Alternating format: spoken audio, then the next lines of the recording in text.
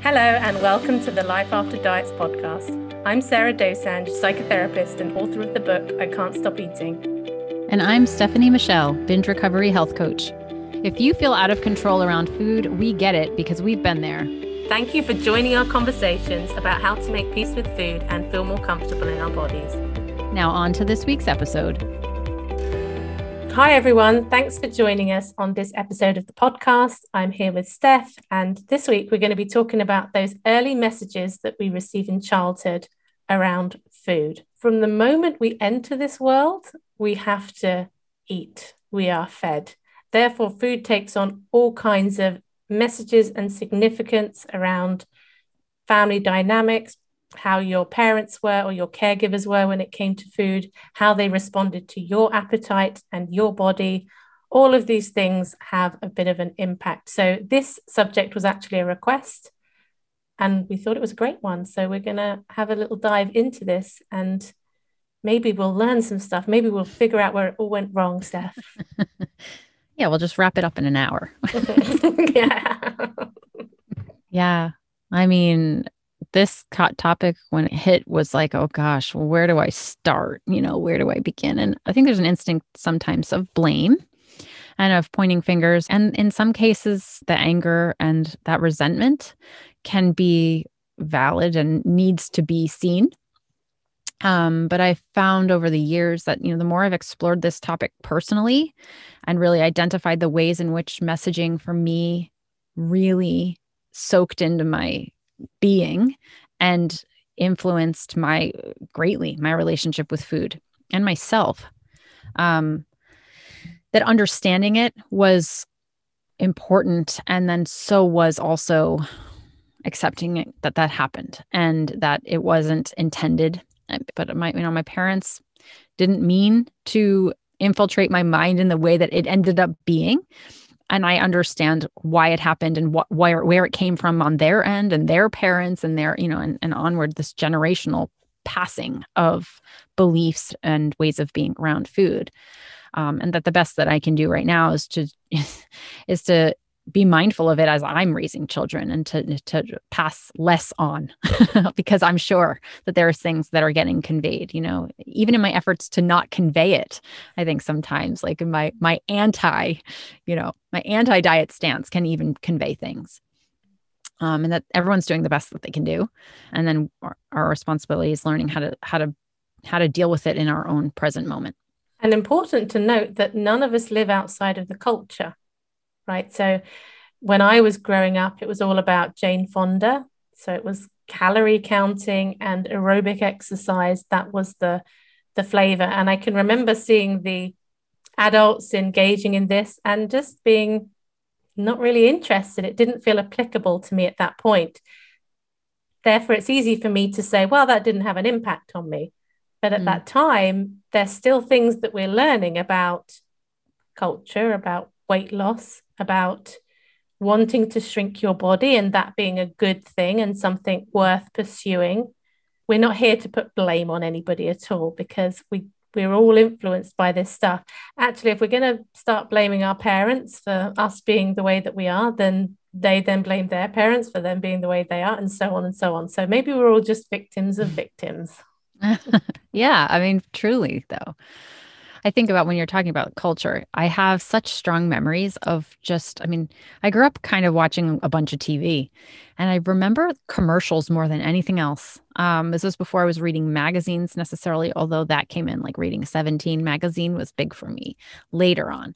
But early on, before a time that I was consciously aware of my body or that people tried to shrink their bodies on purpose, I was seeing like just the versions of bodies on commercials were one size. I mean, this was something that I wasn't consciously ingesting. It was just that there was an absence of other, and that became my norm. It was how I came to understand what bodies should look like. They should be, number one, thin, but also beautiful, and their hair should be like this, and they should all be pursuing this idea of the ideal feminine. That came through for me. So I'm sure I was watching other commercials about like toys and like lawnmowers, but I was really absorbing the ones that had women And I remember them the most. And I remember what those women looked like.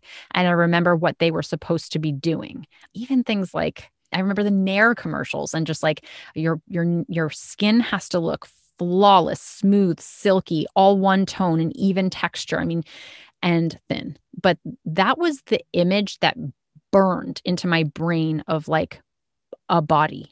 A body looks like this. And there was no other representation. And even though this was not like something I would have spit back out to you and told you, I'm learning that bodies are supposed to be thin and all one color and da da da. It was just given. I think that's why it's insidious, because it's not something that you have language for. It's just something you come to accept as like, this is the way that it is. This is what I should be aspiring to.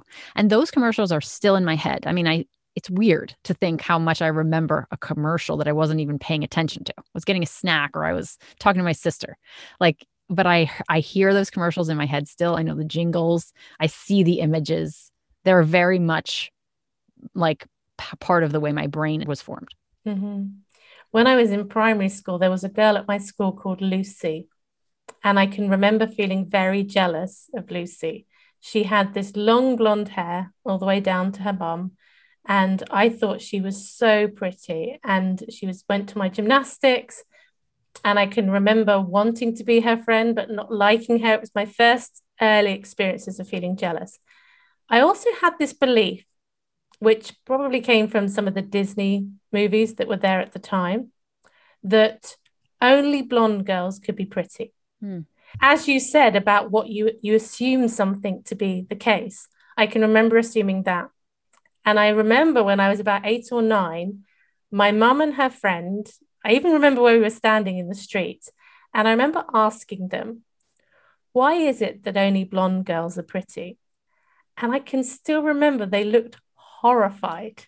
And as a kid, you feel like you've said something wrong, but you're not quite sure what it was. And they went, well, that's not true. There's loads of beautiful dark-haired girls. And I think they were just horrified because they just felt for me. But because their reaction was so strong, I believed them. There was no part of me that thought they were just placating me. I was like, oh. And it challenged, first time I can remember this idea of a beauty standard, if you like, being challenged and thinking, oh, I got that wrong. That speaks so much to the power of challenging beauty standards, because if you had not said that and it had not met that, if you had not seen this response, you would have gone on thinking that. And so the power of actually stating out loud, no, that is not true, to a child or to somebody impressionable, which we all are, that the challenging itself is really, really important. Just as an aside. I'm thinking about that with the Disney thing, because I was blonde as a child. I wasn't like bleach blonde, but I had blonder hair. And I remember feeling lucky at the time. I did. I felt like, oh, good, my hair's blonde. And as I got older, my hair got darker.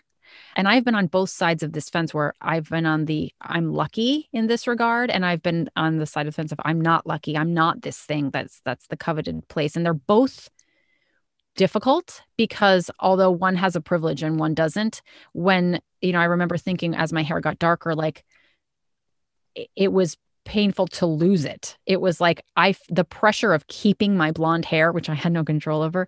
I guess I kind of do now because I can color it, right?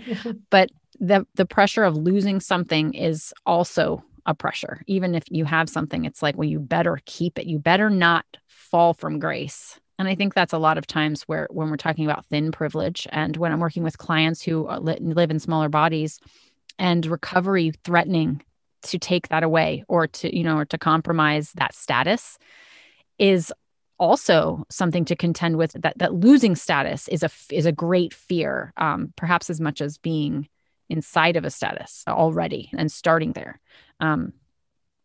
So I guess all that to say that these pressures and these messages affect us all, no matter where we actually land in being part of something or having that status or not, that it's setting all of us up for expectation. Well said. Did you have any conditioning that came from your personal household, though? I mean, did you have, aside from the cultural infiltration and messaging, did you internalize anything based on how your parents ate or taught you how to be around food? I don't have many memories of that. So in my mind, I often answer this question with I felt pretty free around food. I don't remember being restricted. I don't remember there being certain rules. One rule was that there was dad's seat at the table and no one sat in dad's seat, but everybody else could move around if they wanted to. And also of my father always being given the best dinner by my mother, whichever one was like the most and most nicely presented, he was served first. So there was this sort of slightly hierarchical thing. Hierarchical? Is that the right word? I don't know how you say it. Thing around that. I remember meal times a lot. I remember every Sunday we used to have visitors round for lunch. And it used to drive me up the wall because I just used to think it was so boring having to listen to the adults and lunch would take so long. And I can remember people always praising my dad's cooking. And that was a big thing as well. So for me, food is about lots of people, a lots of sense of feeling a part of something as well. I've got a lot of joyful memories about food. And when I was reflecting on this episode, one thing I put on my notes here is mangoes, because so I was quite a fussy child when it came to food. And I think on the whole, my parents didn't push back that much. I was mainly required to try things and have a little bit, but I was not forced to eat a whole load of things that I didn't want. And I remember something that I didn't like was mangoes. And occasionally, because this was in the 80s, mangoes were pretty exotic fruits. And dad might come home with this mango. And him and my brother would get really excited and they would go to the kitchen table and they would huddle over this mango and eat it together. And I just felt so left out. But I started joining in and eating this mango. And then I acquired this taste for it. So for me, like mangoes always have this really significant association about belonging and about being part of something. And when my auntie and uncle came to visit me a couple of months ago, they brought these new, they're called honey mangoes. I'd never tried them before. I don't know. And they'd gifted me this mango. I mean, you would have thought they'd given me 50 quid. I was so excited about it. But it was the fact it was a gift. I wouldn't have been excited about going and buying it. And this is something I think that goes on in families a lot. As children, we don't have the means to go and buy food, to always choose what we're going to be having to eat. So it's gifted to us. It's this offering, and therefore it is so significant, I think, in the way it's done, and can have a massive impact on how we're valued, where we put ourselves in the pecking order. I work with people sometimes who have this competitive relationship with siblings over food because it's a bit of a case of whoever gets the food first gets it. You don't leave food behind because someone else will snatch it away. It's all these little things rather than the bigger messages around, I don't know, some kind of destructive message or difficult relationship that a parent might have with food. These little ones add up because we often don't know they're there because they just accumulate at the back and form this emotional connection with food. That's interesting to look at it that way. I'm having memories as you're speaking about the positive associations that I have with food, particularly around Sundays and gathering and family and connection. Because this topic in general brings up a lot of negative associations of food for me and the messages that I got that really did, that really sort of screwed things up for me as far as I'm concerned. But I do have, I come from an Italian family and food was gathering. Food was my grandma coming over and cooking with my mom and me, just sitting there. And that was pasta, which eventually became a demonized food for me, but has such nice togetherness memories, particularly ravioli to this day. I feel like I should only be eating that on a Sunday. My mother actually had a really nice relationship with food and pretty easy, didn't judge it, openly ate it, didn't go on diets. This was something. And I think that I watched her and she became a template of what a normal relationship with food would look like. And it would have been nice if that had ended there. But my father had a very tumultuous relationship with food. And he was on diets constantly. And I would watch him be on diets and he would tell us all of the things that he was learning as he was on the diet. Because of course, and again, this was in the 80s too, 80s and 90s.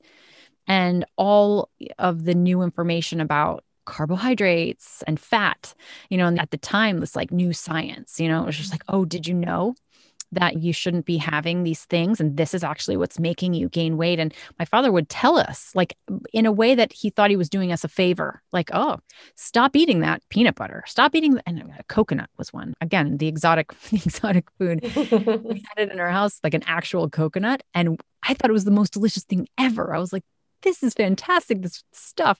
And I was eating it. And I remember my dad saying, you're going to get fat if you eat that, like, and I was like, what? Like, it took away the deliciousness. I was like, okay, now I see coconut as this thing that's bad, I guess.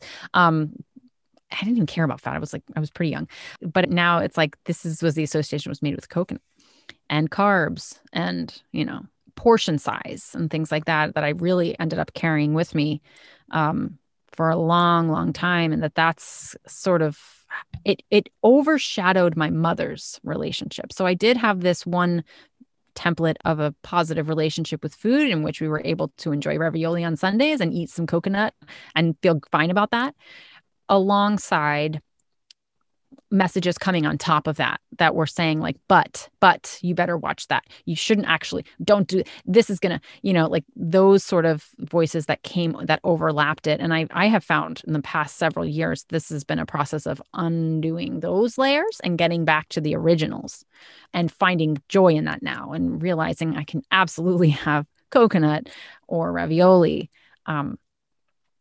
and for the enjoyment of it, for the pleasure associations of it, and the layers on top just really, they stuck more. It's like it's interesting how our brain will pick the negative associations to latch onto more so than those positive ones. Mm-hmm. I was thinking when you said about your dad's comment about coconut, I feel like it was a very 90s thing to say that something was fattening. Mm-hmm. I can remember that, oh, you shouldn't eat that, it's fattening. I was thinking, what does it look like now? I think generally it looks like, oh, that it's just not good. It's not good for you, is how we reframed that from, because no food in and of itself is is fattening. It's just, it's food. It's not, I don't know, if you eat the same amount of one thing or another thing, that food's going to be the one that magically makes you gain weight. I remember when I was referred to the eating disorder clinic and I had an assessment with a psychiatrist, she was asking me all this stuff about my family and like my parents' relationship with food and my relationship with food going back. And I was desperately trying to find an answer at the time for why I had this eating disorder. This was at the point where it had just tipped from binge eating disorder into bulimia. I didn't know about any of my hormonal stuff and everything was just really out of control. So I was completely open and transparent with her because I had an expert here who was going to help me figure this out. And one of the things that she latched onto, which at the time I thought, well, if the expert says that must be why I have an eating disorder, was that every Friday we were allowed 20 pence worth of sweets from the sweet shop. So it was always this Friday treat. Normally on the way home from school, we would stop off at the newsagents and go in and get some penny sweets, or we could get a bar of something like that. I don't remember sweets being demonized. So if we were given sweets during the week by somebody, well, it was absolutely fine. We could have it. And maybe if we went somewhere, we maybe could end up being bought some sweets. But on the whole, it was a Friday thing. And so she latched onto this idea that sweets had been restricted. And because I only ever got these small windows when I could eat them, that meant that's what had caused my eating disorder, because she couldn't find anything else there. And when I got my own pocket money, I used to get my pocket money on a Friday as well. I used to get a couple of pounds pocket money. I would always go and I would spend the whole lot on sweets on Fridays. That's what I did with my pocket money. I bought sweets for years, probably up until I was, I don't know, 11, 12, that kind of age. But I also loved sharing them. And this was the interesting thing. I would spend a couple of pounds on sweets. So it'd be this big bag of sweets. And then I would want to find a friend to share them with, because it was something about this experience of that was so enjoyable to me. I had a really sweet tooth as a kid. People would always remark on it. Then I went into my teenage years and it vanished. I didn't have a sweet tooth. I was the kind of person, I was never interested in dessert through my teens, into my 20s, till my mid-20s. started trying to restrict, the hormonal stuff hit, and bam, like I was all about the sugar again, and I came back to it. Interesting. What is your take on the childhood impact? I mean, can it be productive to have treats on a Friday? Like if that's a childhood experience related to something good and there's sharing involved and that this isn't a thing, does it have to be pathological? I think she was trying to look at it from a place where there must have been restriction going on for the other 6 days. And I don't remember it feeling like that to me. Okay.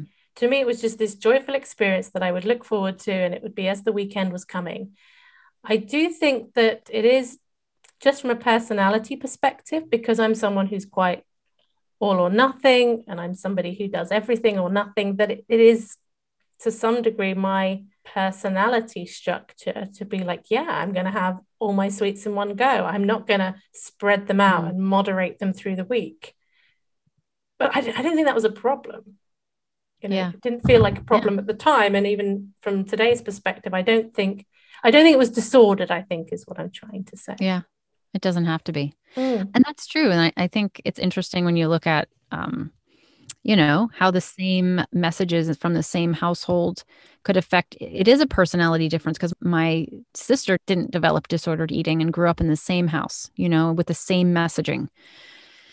Hit me harder. It hit me differently. And I think there is something to be said of how our personalities interpret information and what, for whatever reasons, nature or nurture, end up latching onto.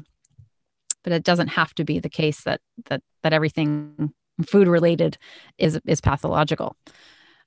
It's interesting too, when I'm remembering these things, it wasn't just the explicit messaging about food, but there was messaging about other things, about what it meant to be female, that ended up impacting my relationship with food. So in my house, I had the same hierarchical setup of my dad got the biggest, he got the best, he ate first, he sat in the chair. We couldn't eat until he was there. I mean, this was the way it was set up. We also couldn't leave the table unless he excused us.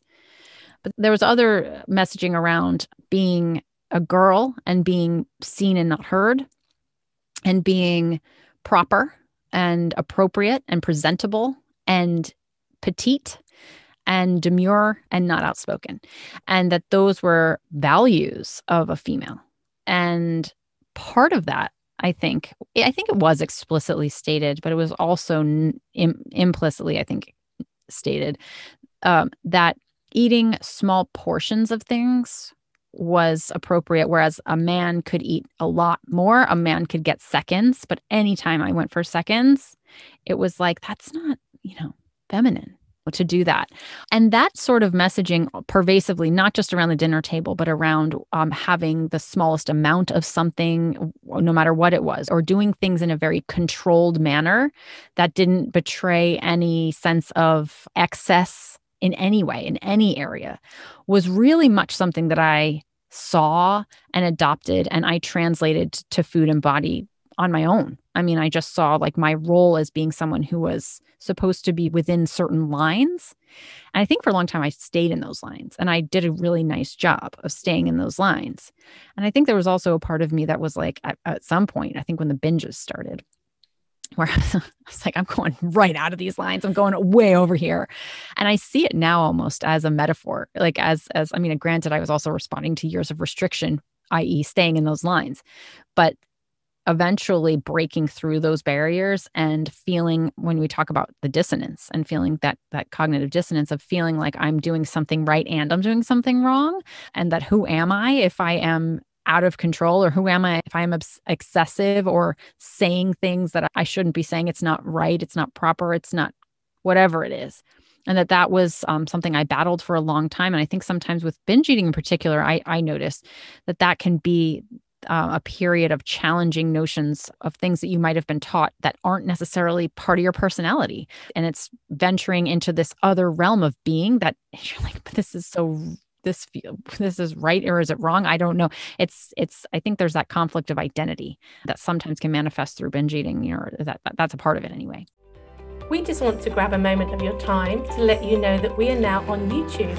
So if you can't wait for the next episode, we are going to be uploading the podcast onto our YouTube channel a day early. So please head over there and subscribe. We are Life After Diets Podcast on YouTube and on Instagram, and you can email the show lifeafterdietspodcast@gmail.com. And if you're interested in working with me, Stephanie, I work with clients one-to-one, and I also am enrolling for a group program to work on intuitive eating foundations with a binge and emotional eating recovery lens. You can apply at www.iamstephaniemichelle.com/application.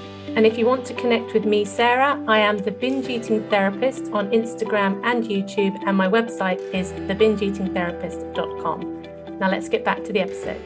Gosh, stuff's firing off in my brain. I think there was something around vanity being just the worst thing you could be. So my mother never wore makeup. She never wore nail polish or anything like that. This came more from my dad than my mum. I wasn't really allowed to wear makeup. I wasn't great at being able to tell if I kept it not too obvious. I wasn't allowed to paint my nails, so I can remember hiding my fingernails from him. And there was a lot about what you wore and how you dressed, not allowed to be too sexual, like showing midriff was a massive no-no. And also, the thing that came into me when you said the thing about not being part of your personality, there was this belief that women shouldn't be in leadership roles. Mm-hmm.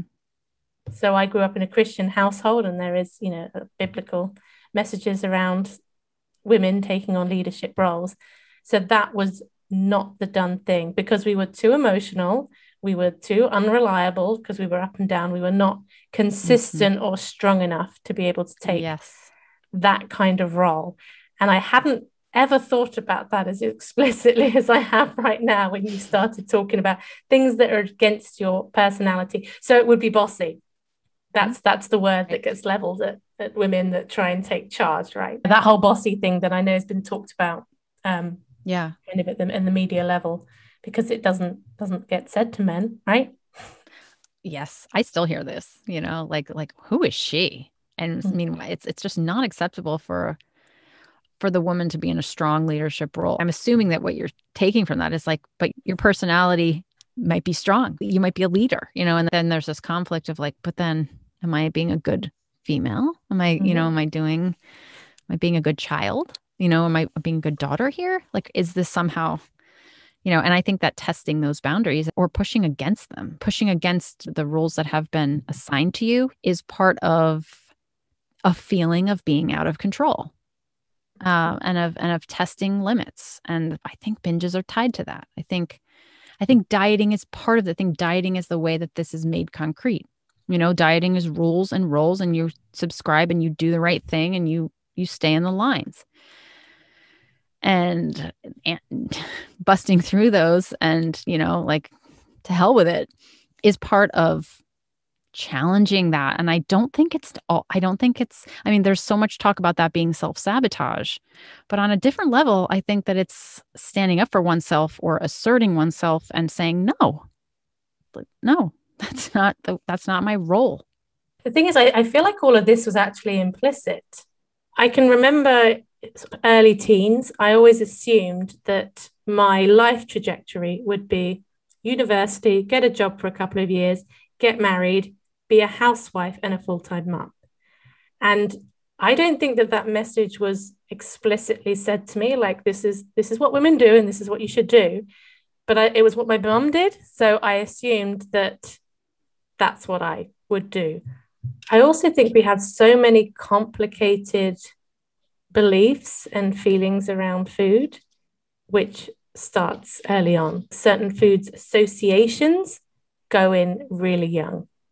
And we touched on it in the reward episode, but how food can also be used as a punishment, or withholding food as well can be used as a punishment. I don't think it was something that happened on a regular basis at all, but I can remember on at least one occasion being sent to bed without dinner. That was a punishment. And so people talk sometimes about binging being a way of punishing, this idea reward and punishment being two sides of the same coin, and food can be used to play out those dynamics. It's interesting how many conversations we've had lately, where food is being played out, like food and body is the concrete representation of so much going on. behind the scenes. I mean, and I think that's what I generally see. I mean, that's what I've seen with myself. We're using food and body because we've been taught that those are valuable things, that those mean something. And we need to use things that mean something to get a message across. Because if it's neutral, then no one hears it and it doesn't really matter. So I think it's important, that to our parents, food and body image was important. In our generation, like food and body image is important. And as long as food and body image are so coveted and I'm sorry, not to say body image, but food and body size, like if these things are continued to be presented to us as very meaningful things as far as our success and happiness and health and status, they're going to continue to be used as ways that we're communicating messages in a more tangible way. I was at the pediatrician's recently with my daughter, and the pediatrician said, she said it wasn't even just since COVID. It's steadily increasing over the past few years, and a really strong increase in kids that are developing eating disorders that are not related necessarily to body image, that there's becoming a lot of anxiety around food in general, and it's manifesting in kids younger and younger. And I was thinking about that. And I'm thinking, well, what kind of messages are kids getting today? Like, what is the message and how has that changed really since I was a kid? And I think body image is certainly definitely still there. But I think there's also been a rise, particularly for this generation upcoming, of health, and that health is we are now speaking very openly about controlling food in regards to sugar and, how it's affecting kids' temperaments and their hyperactivity and things like that. And I think kids are hearing this all the time in a very open forum discussion. Like, this is something people talk about constantly. And I think that, to me, I took this information. I was thinking, I wonder if kids are absorbing all the health-ism right now and the open dialogue around not just the food as relating to the weight, but also around their well-being.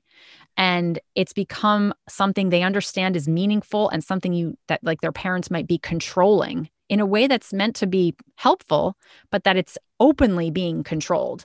And well, that's a perfect place to put my anxiety now, because that is a way of communicating something's important or something's going on with me, or that I need to control something that has a lot of value.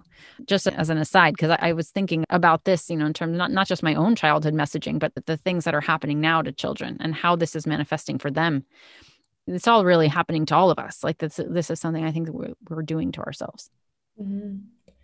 Oh, when you were saying that, my stomach was sort of turning over, and I was just imagining this generation of shame-filled people for not adhering to whatever the latest health advice is, and what that does to people. Mm-hmm. I've got nothing wiser to say than that. I'm just feeling it at the moment. Yeah. My kids come home and talk about their friends counting grams of sugar. And you know what? If I hadn't caught myself a few years ago, that would have been my daughters. I mean, this is what we were doing. So no shame and blame. It's just that this is happening as much to us as it's being passed on too. So this awareness and this conversation itself is important, just to recognize how these messages are being generated, integrated, and then passed on. I've worked with quite a few people, I would say, that have had this pretty much this exact scenario. So as a child, for whatever reason, someone decided that they were too heavy, and their parents, well-meaning usually, were restricting their food and putting them on some kind of a diet to get them to lose weight at young ages.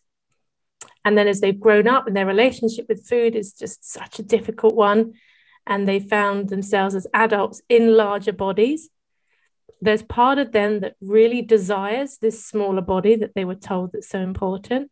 And there's part of them, even if they have a good relationship with their parents today, that thinks it's a big F you to my parents to kind of say, no, I'm not going to fit and conform. Because these are people that as children, they would sneak food, they would take food because they were hungry and they were having this really strong appetite, this really strong desire, and they knew that what they were doing had this sort of moral implications of being wrong, and that shame started so young. And that was what popped into my head when you were talking about that, was this, that people might struggle with that because there's a splitting process, this idea of what I want, what my parents wanted, and how do I bring those two things together? Mm-hmm.